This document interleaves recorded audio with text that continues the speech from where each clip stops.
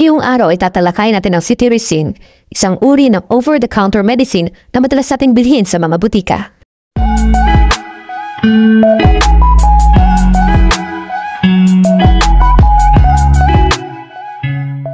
Zyrtec, Allerkid, Alnix, Benadryl 1, at Right-Wed cetirizine. Ilan lamang ito sa mga brand na cetirizine na madalas nating bilhin sa mga butika. Ang gamot na cetirizine ay maaaring tabletas, chewable tablet, liquid na nakabote, o di kaya kapsula.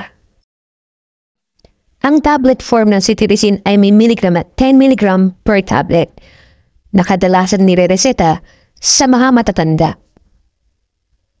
At ang liquid form naman ito ay may miligram na 2.5 per ml, kadalasan tinatawag nating drops, ay kadalasan binibigay o nire-reseta sa mga babies 0 to 2 years old at 5 mg per 5 ml naman para sa mga 2 years old pataas na bata.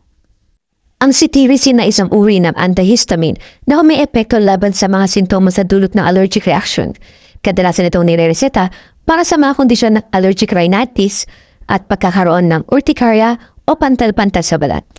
Ano nga ba ang mga maaari mag-iepekto sa pag-inom ng cetirizine? Una, pagkahilo. Pangalawa, sobrang antok. Pangatlo, pananakit ng ulo.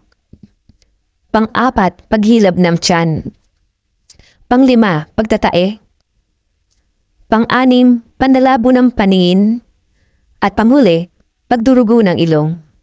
Maaaring kumonsulta ka agad sa iyong doktor kung meron kang hindi magandang nararamdaman sa pag-inom ng cetirizine. Please like, share, and subscribe.